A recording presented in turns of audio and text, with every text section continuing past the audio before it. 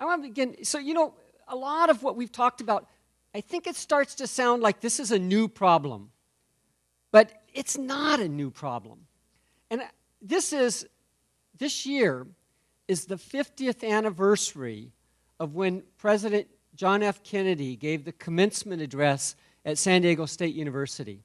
And his commencement address was focused almost entirely on education. And I think it really relates to a lot of the issues we've talked about here. So I want to go through 3 points that he made in his address, and you can see why what he said 50 years ago is as important now as it was then. He said, first, he focused on the importance of education in society. He said, a free society places burdens on any free citizens. To govern is to choose and the ability to make those choices wisely, responsibly, and prudently. No country can possibly move ahead. No free society can possibly be sustained unless it has an educated citizenry whose mind and heart permit it to take part in the complicated and sophisticated decisions that pour not only on the President of the United States and the Congress, but on every citizen who's crucial in these decision-making processes. That, I might add, is a powerful speech. It's sad we don't hear more speeches that are quite so powerful. When you talk about those complicated and sophisticated decisions, nowadays, many of those decisions depend critically on STEM. Right?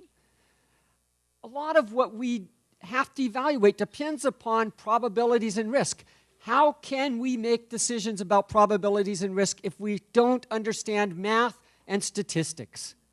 Fundamental aspects of STEM. How can we make decisions about whether it's proper or improper, ethical or unethical, to use GMO organisms if we don't understand the fundamental science behind that? How can we, as a society, figure out from the garbled goop on Google what parts are important for our own personal health and the health of our loved ones if we don't have a basic understanding of science? Those things have a fundamental impact on who we are as a society and how we move forward.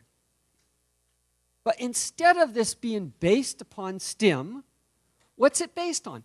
A lot of this is based on some celebrity who might be a great actress or a wonderful musician, but little knowledge of STEM, who makes some statement, and that statement has more power than the educators, than the scientists that really understand the processes.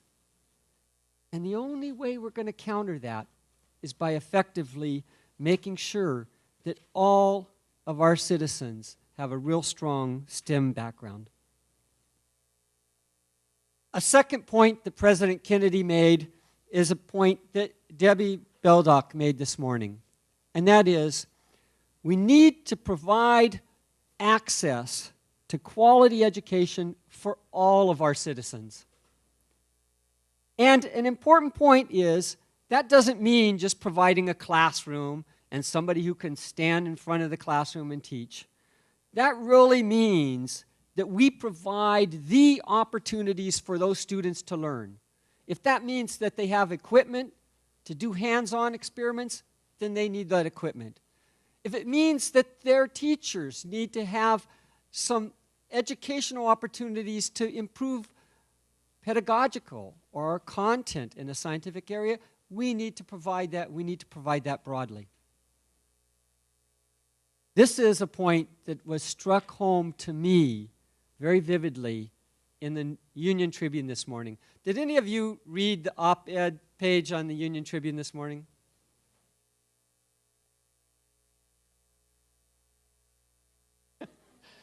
In the editorials, there was an article by a young woman who said, She dropped out of school because she failed algebra. She said, this is really unfair because I'm good at language, I'm good at the arts, I have things I can contribute. It's just that I don't have the ability to pass algebra. I was really disappointed by that, and especially disappointed knowing that we were all going to be here later in the day. Because one, I don't accept the premise that we can't teach algebra to students who have these other abilities. I think we can. Sometimes we may not do it right, but I think we can. And the second thing is the basic idea that you don't need to understand algebra to survive in our society. Algebra, I would say, is one of the fundamental educational things that most of us use every single day in our regular lives. But the fact that this made it into the Union Tribune means that we have a big battle to fight to change the public perception and to make sure we provide this high-quality education across the board.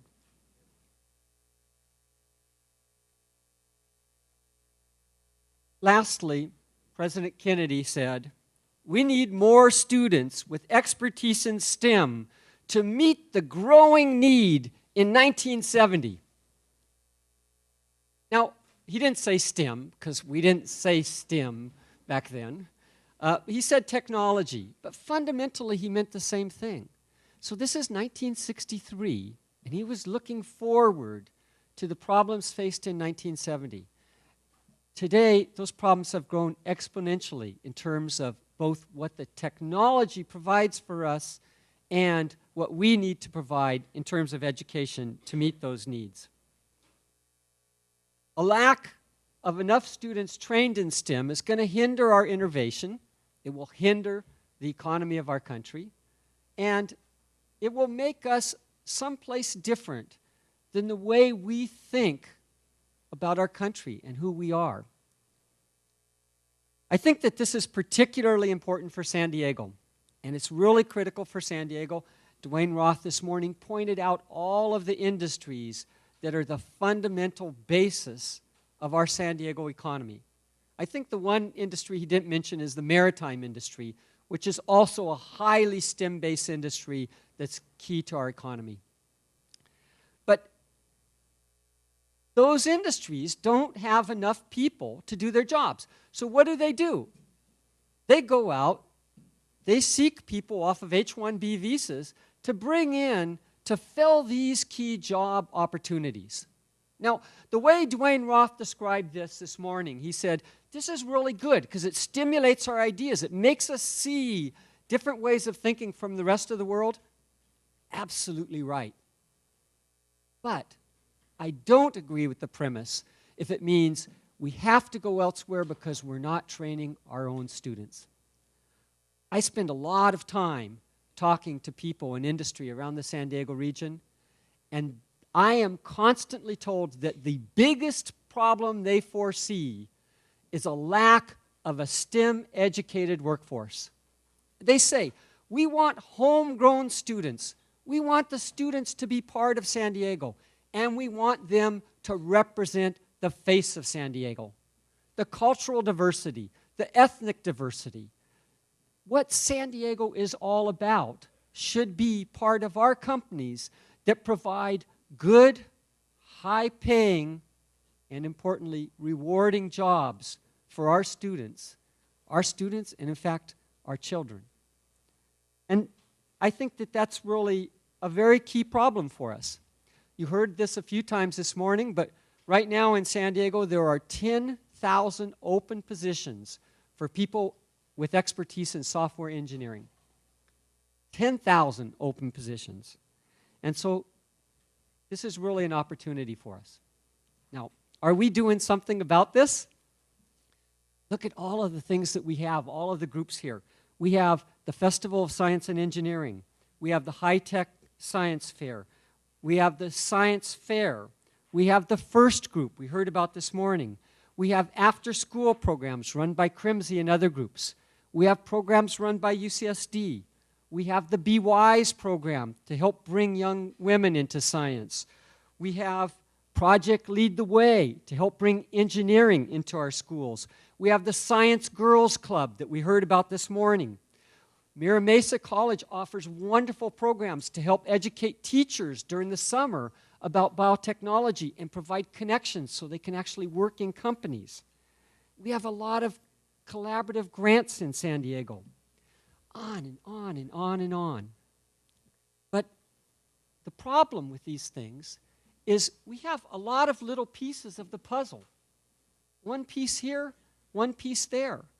And they don't come together to make a puzzle that gives the big picture to our students, the big picture to our community, and the big picture to society.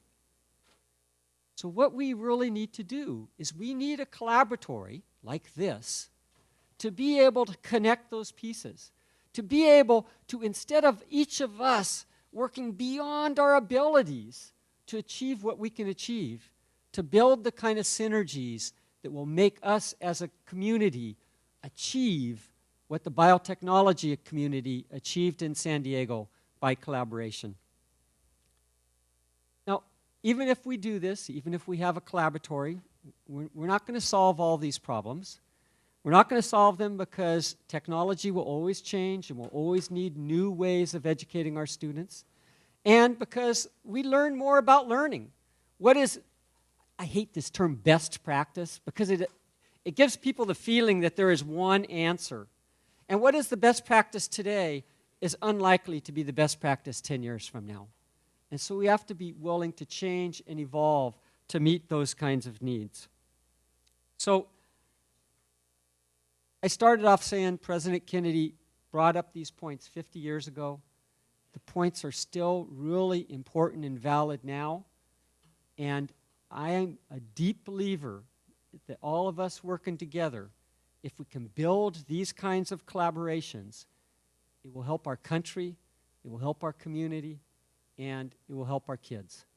And so I'm really very, very happy to see everyone here working together, and I'm looking forward to see the achievements that are going to happen over the next 6 months. I think we have to do it quickly. I think we have to be responsive, collaborative, and communicative. Thanks so much for everything you do.